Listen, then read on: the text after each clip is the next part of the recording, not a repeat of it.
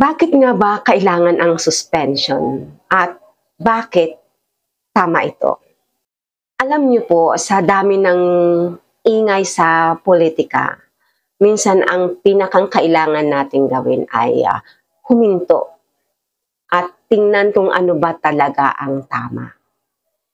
Hindi yung popular, hindi yung kung sinong maingay, kundi yung makakabuti para sa bansa. At ngayon, pag-uusapan natin ang diretso, ang suspension ni Congressman Kiko Parzaga. Hindi po ito chismis, hindi ito intriga, ito ay desisyon ng Kongreso mismo. At kailangan itong maintindihan ng tama. Kasi maraming mga, iba, sabi-sabi. Una, hindi ito tungkol sa post lang. This is about conduct. Marami agad ang nag-react. Post lang yan, bakit suspension? Pero real talk, kapag public official ka, public ang buhay mo, public ang salita mo, public ang impact ng ginagawa mo. Hindi ka na pribado di ba? Ang isang statement ng congressman ay hindi katulad ng statement ng ordinaryong tao. Tandaan po natin yan. Congressman po siya. Pagkat ito ay mas mabigat, mas malaki ang epekto, mas mataas ang standard. Kaya kung ang post ay very offensive, nakakasira sa dignidad ng Kongreso, ito ay misleading o nag-i-incite ng distrust. Ano ba yung nag-i-incite? Hahatak, kumukuha, di ba? Natural lang na may disciplinary action. Kasi congressman siya Nagsiserve siya sa publiko. Hindi ito simpleng Facebook rant lang. Ito ay official misconduct disguised as a post. Malaki po ang pinagkaiba niya, no? Public official siya Pangalawa, public office is a public trust at dapat may integridad. Hindi tayo nagbabayad ng buwis para sa opisyal na walang filter at walang accountability. Tinuto natin siya Binabayaran natin siya. Ang congressman, gumagawa ng batas. Hindi sumisira ng batas. Humahawak ng pondo, kumakatawan sa bayan. At dapat maging modelo ng professionalism. Di po ba? Hindi siya pwedeng kung ano lang ang gusto niya. Kung ang mismong opisyal ang naglabas o naglalabas ng mensaheng nakakapinsala sa institusyon, paano pa tayo magkakaroon ng respeto sa gobyerno? Kasi hindi tama napaka-unprofessional. Diba may conduct ang bawat gobyerno, opisyalis. Kaya po mga kababayan, tama ang suspension. Hindi para patahimikin, kundi para protektahan po ang integridad ng posisyon. Pangatlo, ang batas ay batas at walang exemption sa discipline. Pare-parehas po yan kay ordinaryong tao, government official, basta batas. Batas po yan. Mahirap aminin minsan, pero disiplina ang pinakamalaking kulang sa gobyerno. Disiplina. Kung may opisyal na nag-overstep, dapat itama. Hindi dahil ayaw natin sa kanya, kundi dahil gusto nating merong standard. Government official po. May standard. Imagine this.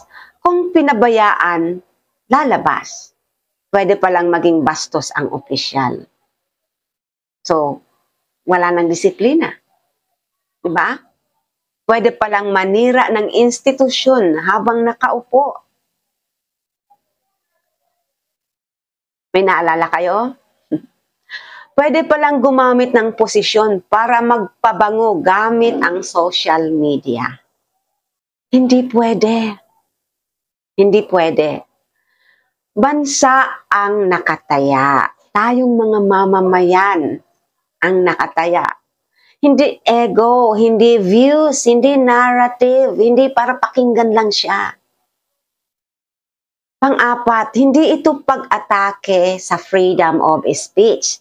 Ito ang pagpapaalala ng responsibility. I mean, about sa suspension sa kanya. Freedom of speech, oo, napakahalaga nito. Pero, freedom without accountability equals chaos. There must be accountability. Hindi mo pwedeng atakehin ang bahay na nagbibigay sa iyo ng tirahan. Di po ba? Hindi nyo pwedeng atakehin ang bahay na nagbibigay sa iyo ng kanlungan. Kung ikaw ay nasa gobyerno, dapat mas mataas ang respeto mo sa institusyon. Kasi nasa government ka eh. Dapat mas mabigat ang paghawak mo sa salita. May dignidad. Pwede kang mag-criticize. Opo, pwede. Pwede kang maging matapang. Pero dapat may dignity. May dignidad at may respeto. Dahil hindi lang sarili mo ang dala mo, kundi buong distrito mo. Government official ka eh. Leader ka eh, di ba? Panglima, oo, may ibang official na mas mabigat ang kaso kasi inaano nila yan eh. Pero hindi ibig sabihin na palalampasin na rin ito. So may tamang pagkakataon, may tamang proseso yan. Ito ang favorite comparison kasi eh, di ba? Eh bakit yung iba mas mabigat ang kaso pero hindi nasususpende? Valid point. Pero real talk, ha? Ang kasalanan ng iba ay hindi lisensya para i-justify ang mali ng isa. Kung may mali, dapat itama. Kung may sobra, dapat ayusin. Kasi kitang-kita eh. Kitang-kita, hindi na kailangan ng ebidensya kasi nandyan na kitang-kita. Kung may lumabag, dapat disiplinahin. Kung lagi nating sinasabing, bakit siya lang? Bakit sila hindi? Bakit siya lang? No? Pag ganito, walang masisimulan. Kasi, bakit puro kayo bakit eh, di ba? Dapat may unang hakbang. At ito yon. Pang-anim, ang suspension ay hindi parusa, kundi correction. Hindi ito parusa. Kinokorek lang po siya. Parang mga anak, pag nagkakamali, pinapagalitan at kinokorek ng nanay. Pagtutuwid lamang po at ito ang hindi naiintindihan ng marami.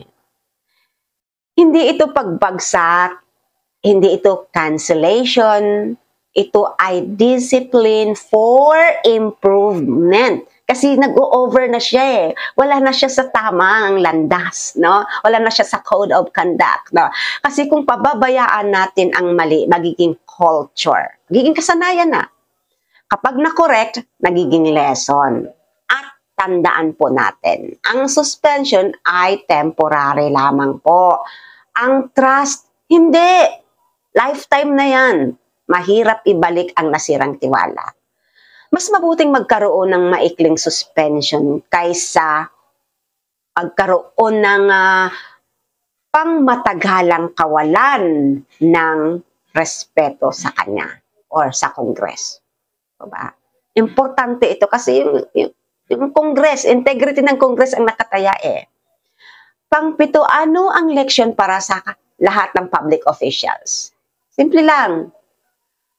Power requires restraint. Opo, authority requires humility, hindi kayabangan. Influence requires wisdom. Ginagamit ito.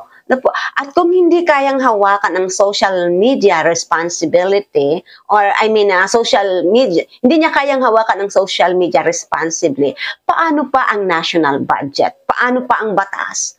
Paano pa ang kapayapaan ng bansa? Kung hindi niya kayang panghawakan responsibly yung ginagawa niya sa social media. So, paano pa yung kapayapaan ng ating bansa? Kaya mas mabuting itama habang maaga. Mas mabuting disiplinahin habang kaya pang ayusin. Diba? Temporary lang po yan. It's just a discipline. Hindi parusa. No? Pangwalo, ano ang leksyon para sa ating mga Pilipino?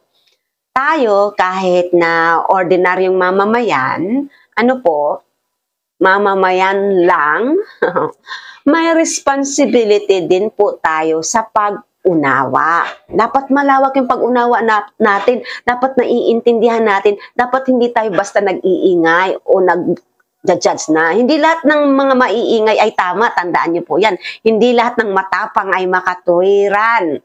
Hindi lahat ng viral ay valid. Hindi yan nadadaan doon. Tingnan po natin ang prinsipyo, hindi personalidad. Tingnan natin ang standard, hindi ang pangalan. Yung standard. Tingnan natin ang tama, hindi ang trending. Kaya sa dulo, naniniwala ako, mga Kamarisol Templo Talks, na tama talaga ang ginawang suspension. Tama ang pagdidisiplina, tama ang pagpapaalala na ang kapangyarihan ay hindi laruan. Hindi po niya po ito playground, no? Kung gusto natin ng gobyernong may integridad, dapat magsimula tayo sa pagrespeto sa proseso. Yung process, napaka-importante po yan. Kahit hindi ito popular, kahit hindi ito magustuhan ng iba, sumusunod tayo dapat sa proseso. Ang tunay na pagbabago ay hindi nagsisimula sa sigaw, no? Yung tapang, lakas ng boses, no? Kundi sa disiplina, respeto, at maturity. Maturity. At pag iyan ang pinili natin, mas may pag-asa ang bansa. Opo. Mas may pag-asa tayong lahat. Okay po. Thank you so much for watching. At sa mga hindi pa po nakapag-subscribe, please subscribe, like, and share. And paki-comment na rin po yung inyong mga nag-aalam na damdamin kung anong naisip nyo. And just like I always say, believe in yourself, believe in God, and share love. Please share this video. Thank you and see you in my next vlog. Bye for now.